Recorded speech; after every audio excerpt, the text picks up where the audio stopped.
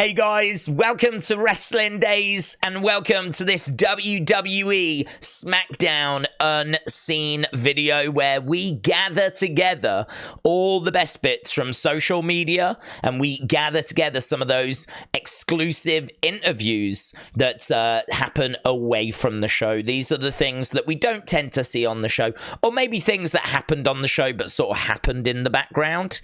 So lots for us to get our teeth into. The first one is this, and obviously it was just like kind of playing in the background. This is Cody, who after SmackDown came out to say a few words. He said the only thing that makes him tired about coming back home was coming home empty-handed. He said that he knows he needs to change that, and he's the right man to change that. He hears all the rumors, but bringing a championship back home to Atlanta is what he's focused on. So the kind of thing you would expect him to say after SmackDown. Interesting that he said a championship. He didn't name the belt Roman has. He said a championship. Bringing a championship back is his goal. So there was no talk of completing the story or anything like this. So I don't want to read too much into it. But basically him saying that he wants to bring a championship back to Atlanta. That's his goal. As well as that, you can see here Crispy Wrestling saying that or commenting about getting Gable Steveson out the company. Apparently WrestleOps said that Gable Steveson wore an Atlanta Hawks jersey in front of an Atlanta crowd and got loud boos. We've said before, allegations made against Gable Steveson. He was never charged with anything, and it does make me nervous convicting someone that was never charged of anything, but it is true. It does feel just a bit uncomfortable, and we saw reactions down in NXT for him were very negative. These allegations were all over social media. WWE seemed to be trying him out in a few dark matches to see how the crowds react, and it seems like the report card for Atlanta is not very good. So, this is going to be a big problem going forward. It's going to be a massive problem with Gable Steveson, because there is a talent there and there is someone that's not been found guilty of anything as well. But yeah, this whole thing is uncomfortable, and honestly I don't know what WWE do. I don't know if they're going to get to the point where they need to just sort of let him go and spend a few years elsewhere and then maybe bring him back further down the road. Not a good sign. Oh, this is great. I don't know if these are new, said Crispy Wrestling, but yeah, I didn't notice that, the little logo on the side, and then it says has held 20 championships in WWE. So I'm sure they're still going to do the facts on the side of the screen, but look at that. We've started to actually put the names at the bottom and also just a little fact next to it. But the one I love is this next one. So Sports Key to Wrestling, look, the guy went for, he wanted to touch Randy's hand, and then Randy goes back, pulls his hand away.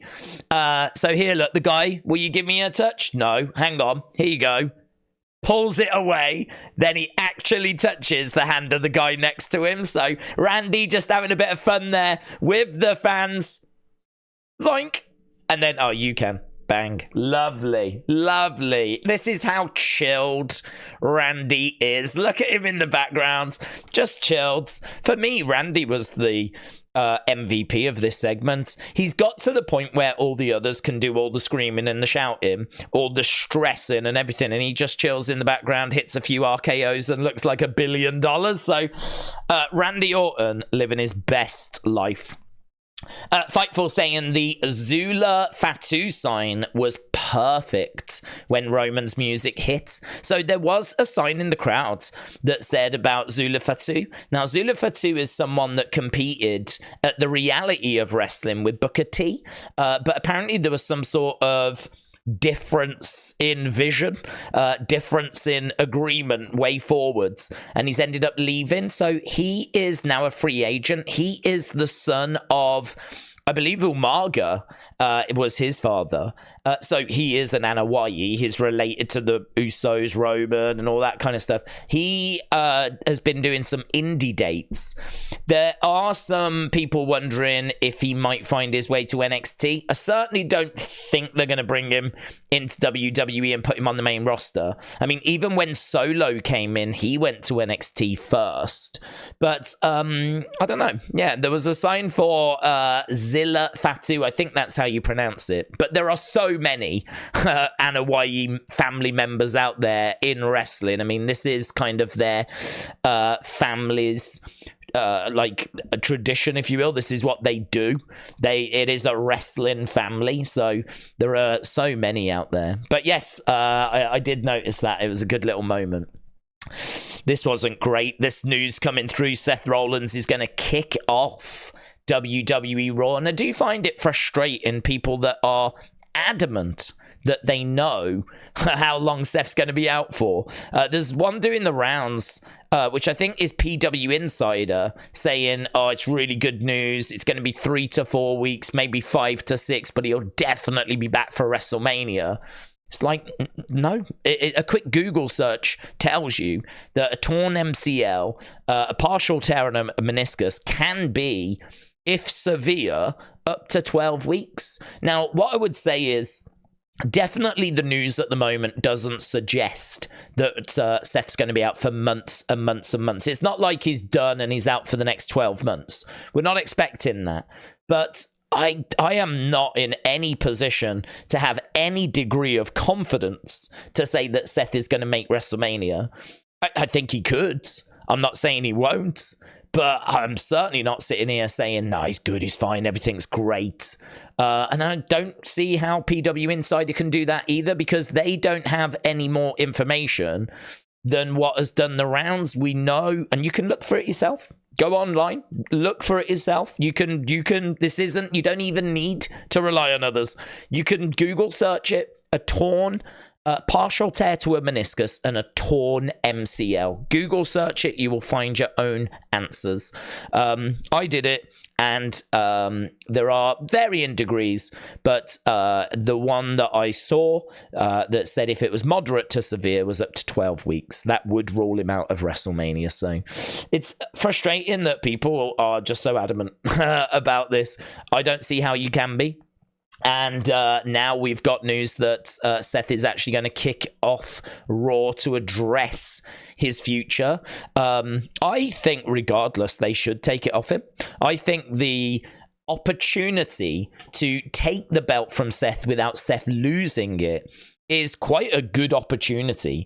And you could then make the winner of the Rumble the brand new champion. I think that's great. I think that's really exciting. I would definitely want to look into doing that if I was WWE.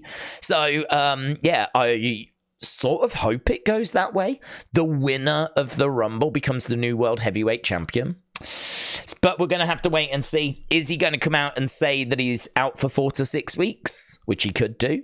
Or is he going to come out to say it's more 8 to 12 and WrestleMania is touch and go at best? We're going to have to wait till Monday, but it's going to be huge. Shout out to James Chadwick, who keeps tagging me in bits and bobs, and I really appreciate it. I would just say as well, if this new way works, the best way to tag me and stuff would be to quote tweet it, because it just shows up on my feed better that way. So here you can see James saying LFG because Pete Dunne returned tonight. The Bruiserweight came back. Pete Dunne is not dead. Bruiserweight, that from Pete Dunne himself, who has changed his name to the Bruiserweight Pete Dunne. That was Pete Butch Dunne before, and now it's the Bruiserweight Pete Dunne. Love it, absolutely love it. So pleased that Pete Dunne name is back. It was a great moment.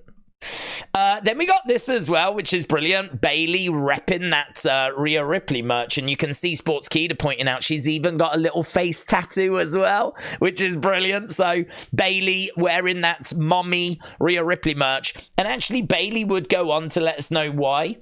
You can see here, look, call me the mommy slayer.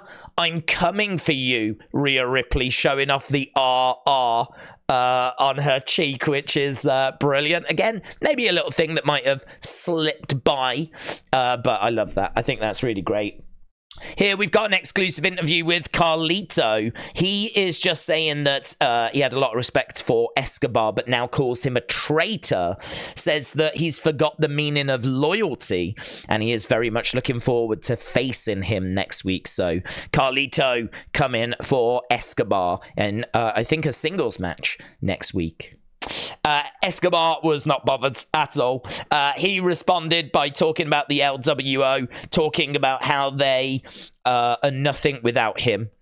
And even shows off the fact that he's crossed through the LWO name in the background. He said it just doesn't work without him, and he's found a new familiar now.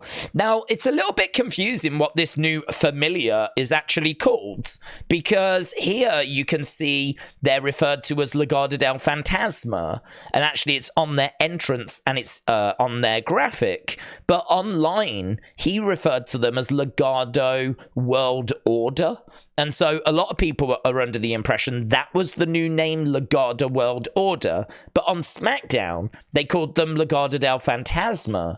So I think he is probably just making fun of LWO, saying it stands for Legado World Order. I think he was just probably making fun. That's not actually the new name. Because, well, the new name seems to be Legado del Fantasma. That's what was on screen. That's what was on their graphics. And they refer to themselves as just Legado. So I think Legado is just going to be short, you know. But I think it does stand for Legado del Fantasma.